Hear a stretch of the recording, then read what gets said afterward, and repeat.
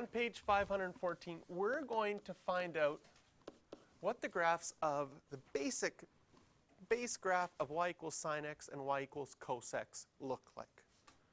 So first of all, when we go to graph these, we're going to put our angles along our x coordinate and the value of sine along our y coordinate.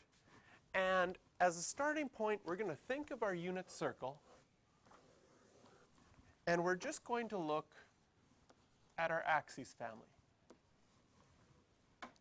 So when the angle is 0, and if I put my axes family along here, we're going to start at 0. We're going to go to pi over 2, then to pi, then to 3 pi over 2, and finally to 2 pi. So if I think of my axes family and I think about sine, what is sine of 0? What is my y coordinate at 0? 0. And at pi over 2, what is my y coordinate at pi over 2? It's going to go up to 1. So we're going to mark 1 and negative 1 on our y-axis here, because at pi over 2 it goes up to 1. At pi it's back to 0. At 3 pi over 2 the y-coordinate is negative 1. And at 2 pi it's back to 0.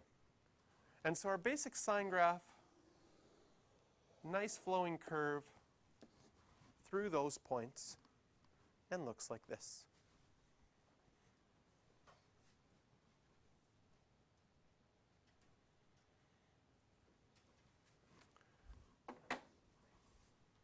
If we want to look at our basic cos graph, same idea. Our angles along here. We'll look at our axes family. And one thing that we're going to do is we're always going to mark the 4 quadrants, or whatever are along our x-axis here. We're always going to have 4 equal sections. So for right now, we're doing our axes family, which is 2 pi. Again, just like sine, cos will go up to positive 1 and down to negative 1. And if we think at 0, what is the x coordinate when the angle is 0? It's 1. So it starts at a maximum, goes to the middle. At pi, it's at negative 1, back to 0, back to the maximum. Cos graph has exactly the same shape, just starts at a maximum instead of starting at 0.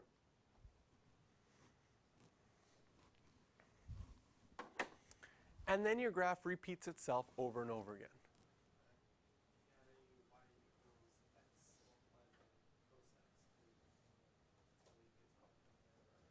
Yes, you can explore some of those other graphs. If you take x times cos x, then it's going to start small and get bigger as you go on. You can look at those on your graphing calculator.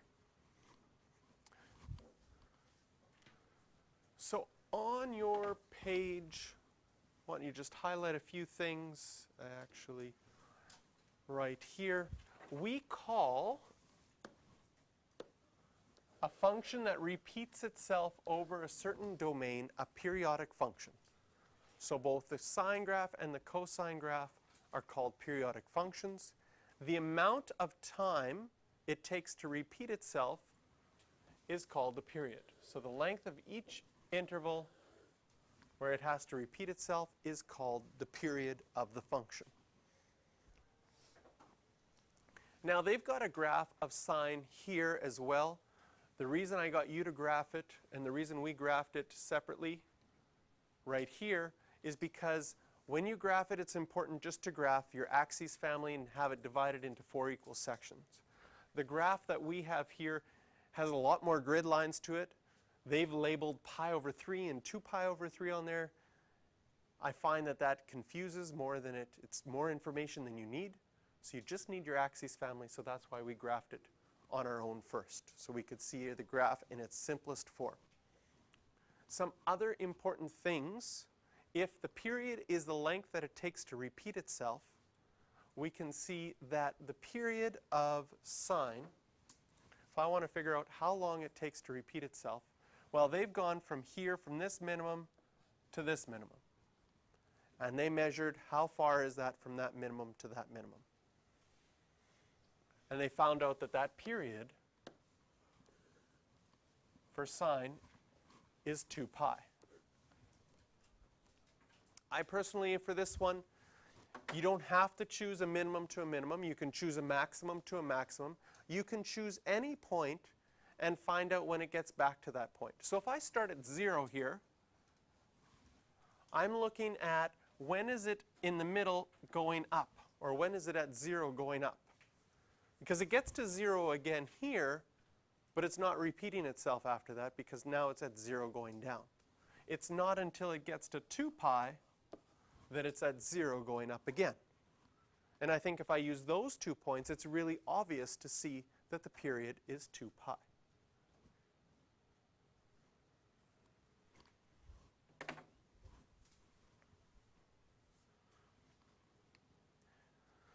So we can go through all the properties of sine and cos. What is the domain of our function? It's going to be everything.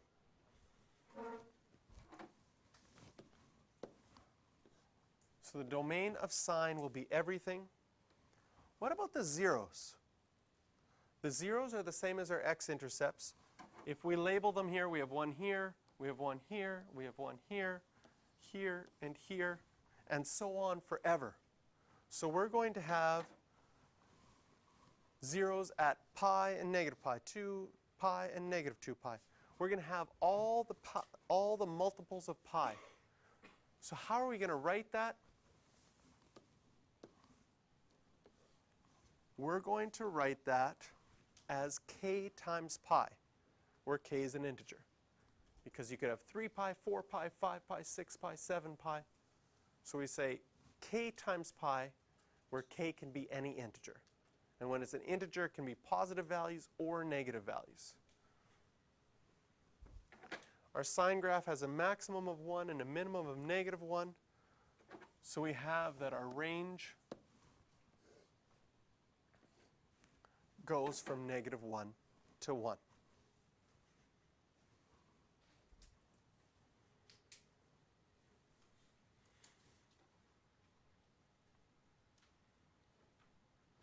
On the next page, another important definition to look at for both sine and cos is something called the amplitude. What is the amplitude? The amplitude is the distance from either a maximum point or a minimum point to a center line.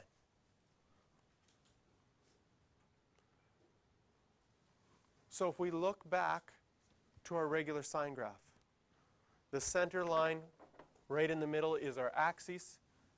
This distance here, that's our amplitude. How long is that? 1. So our amplitude for both sine and cosine graph is 1. But if we travel back to Iqaluit for a second here, what is the amplitude of this one that we've drawn? Okay? The amplitude is going to be 8. Now you might have done that by eyeballing and saying, I think 12 is in the middle, and 12 up to 20, because we marked 20 as the maximum, would be 8. Okay? And 12 down to 4, because we marked 4 as our minimum, would be 8. But if I didn't have the graph, and I just made something up, and I said, I'm going to say the max is at 36, the minimum is at 20, what's my amplitude? My amplitude's 8 for that as well. How do we figure that out? The difference between these two is 16, and that would be 2 amplitudes, right? And so you can also find your amplitude by taking your maximum and subtracting your minimum and dividing it by 2.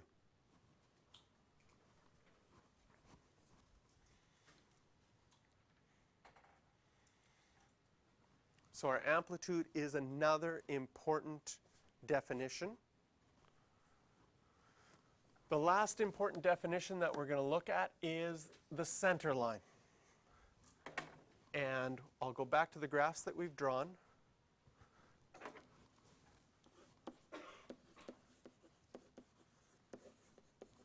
The center line has many different names. Sometimes it's called the center line. Sometimes it's called the average because you have a certain same amount above as you do below.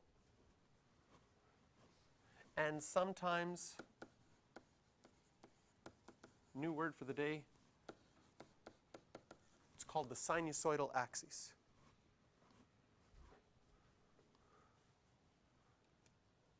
So if you go home and your parents say, did you learn anything new today? You could say, I learned a new word, sinusoidal. It sounds like, I don't know, maybe it sounds like some sort of nasal congestion, I'm not sure. It sounds like a disease. It sounds like something you shouldn't be doing, or you can tell a friend, quit acting so sinusoidal. I don't know. Anyways, so the sinusoidal axis is our center line. So now if we look at the same things that we had for sine, if we look at the properties of cos, here's our cos graph. Again, this graph has a lot extra values. You only need to put your axes family on there.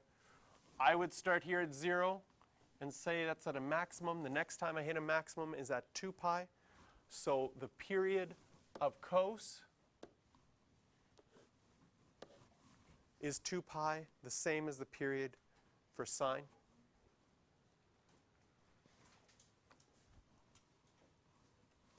Just like sine, the domain for cos is everything. Now the zeros of cos, and again this graph, if we look at the zeros on this graph, they're not even labeled. Something between pi over 3 and 2 pi over 3 on this graph. So our initial graph is much better. Whoa, that's cool. There's our cos graph. There we have our zeros, and they're going to keep going. You know what that next one's going to be? 5 pi over 2. You know what the next one's going to be? 7 pi over 2. Do you see a pattern?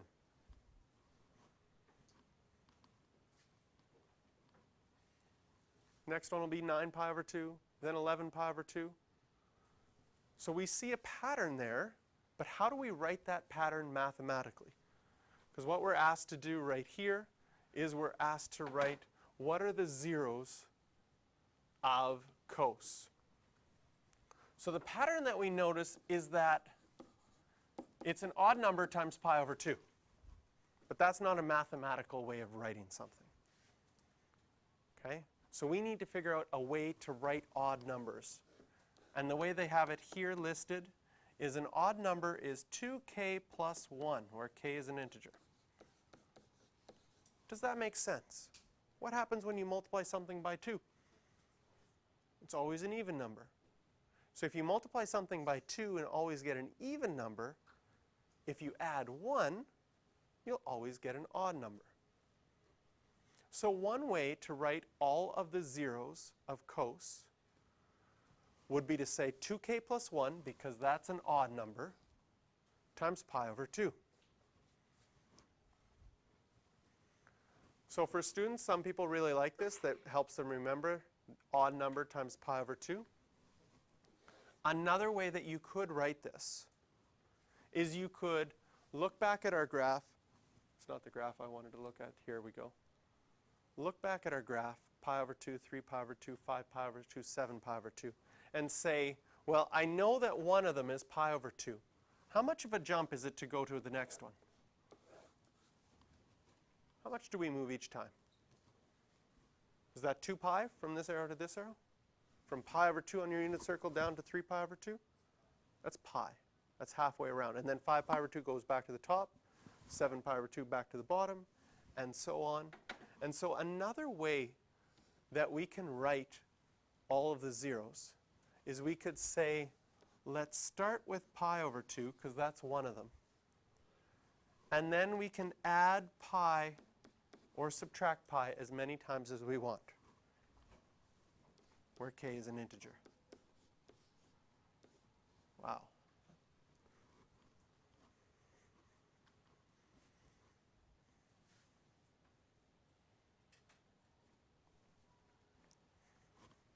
So those are two different ways that you can write the zeros and write all of them. Again, you can pick which way you feel most comfortable with. Either odd number times pi over 2, or starting with pi over 2 and adding pi as many or as few times as you want. The range of cos is the same as the range of sine. It goes from -1 to 1. So that's identical.